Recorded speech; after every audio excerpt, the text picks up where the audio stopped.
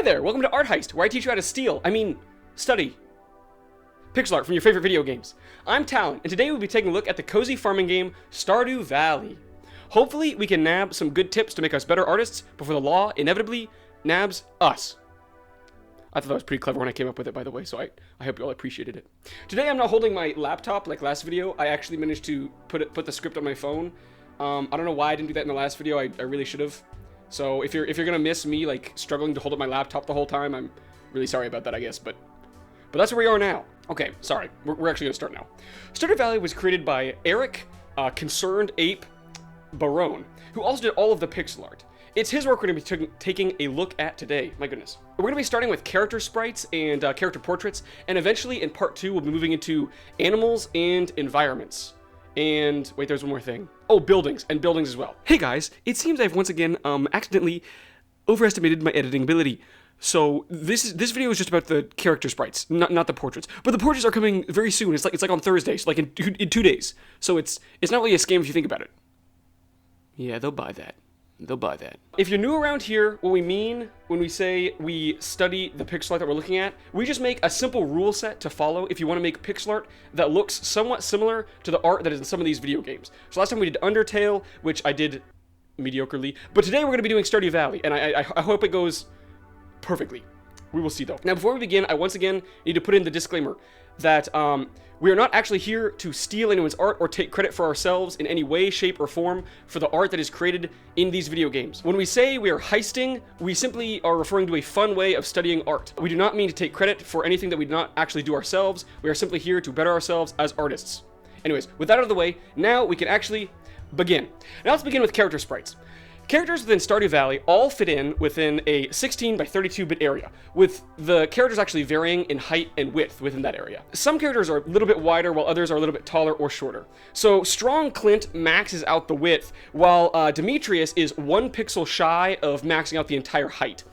The mayor, interestingly, achieves both of these feats, so he's just a big, strong fella, I guess. They all come in some various shapes and sizes, but one of the first rules we need to add is that all of the characters within Stardew Valley actually kind of have somewhat accurate human proportions. A character's head might be a bit large when it comes to like overall body size, but not by pixel art standards really.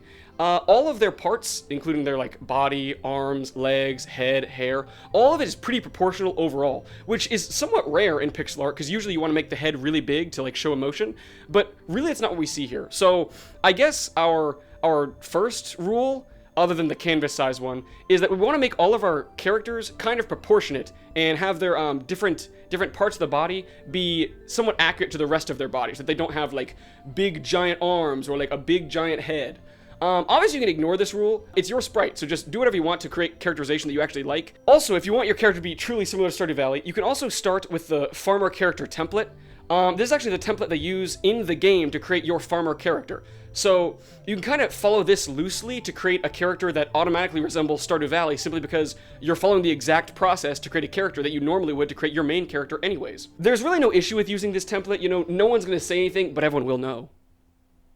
I'm just kidding. They probably won't know. And also, they can't prove anything anyways. So, our template sprite is 10 pixels wide and 27 pixels tall.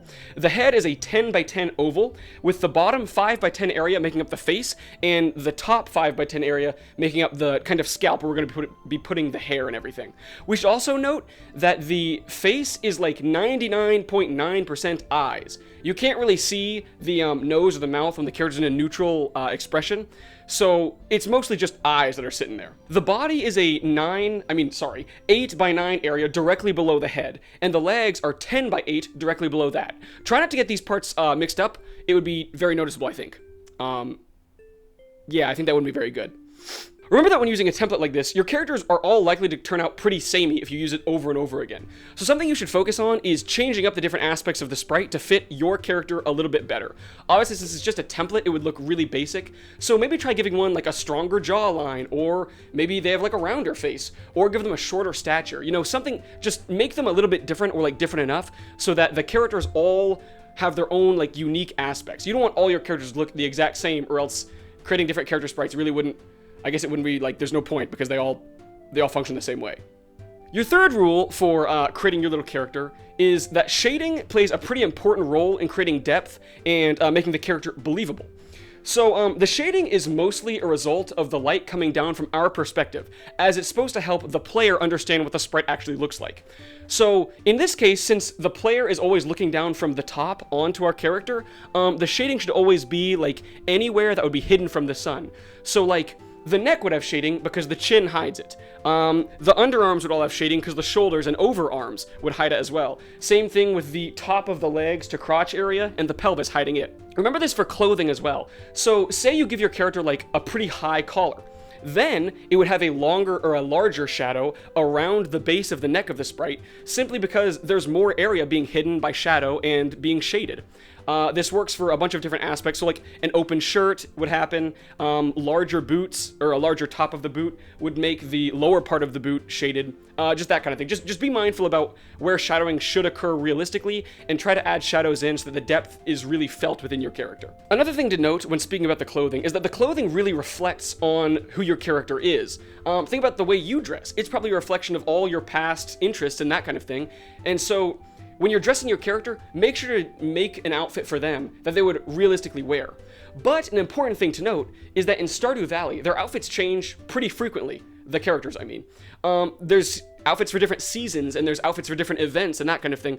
So what's really important is So what's really important is you choose a good color palette for your character that matches them really well and shows their personality. Because if they're changing outfits a lot, you can simply make the new outfit have the same colors as their old one to make your sprite extremely recognizable in even an instant at just like one glance. Because if your character wears predominantly like red and white, if I like just glance over and I see, oh, that was red and white, I know who's standing over there. And that instantly creates recognition. So that's also something you should keep in mind, is to have a good color palette. Just choose a good color palette. I don't know. That makes sense in my head. If you want examples of this, think about Emily, who usually pairs her vibrant blue hair with different shades of vibrant red. Leah, on the other hand, has auburn hair and wears mostly neutral shades, such as a softer green, blue, and brown. Try playing with the different colors for your character to find one that you really like and you think would fit their personality best. I also made a note in my script that just says eyes. So I think that probably had something to do with the eyes thing, with the faces earlier on. I guess we're just gonna add a rule that just says eyes in really big font. You're just gonna have to interpret that how you will, I guess. I don't know what to do there. Now we're gonna take a quick break to draw our character sprite. I mean, you guys are. I'm gonna still be here. I have the whole script, so I'm gonna still be here. But you guys have fun though. It sounds fun. I don't get to go. Dang it. For my sprite, I decided to draw this little detective guy that I thought up. I thought it would just be kind of neat for a detective to be walking around Stardew Valley looking all serious and brooding, but really just solving things like, where did Evelyn misplace her glasses? The hardest part for me was probably the shading, but I think I should have foreseen that realistically. After messing around with it for a while, I got to a place I kind of liked, and I even actually made him kind of snatched, so I'm overall happy with how it goes. Anyways, thanks so much for watching. I'm going to hopefully have that portrait video out to you guys super soon, so be sure to check that out too. I'll see you all in the next one. Great heist, everyone. Bye-bye.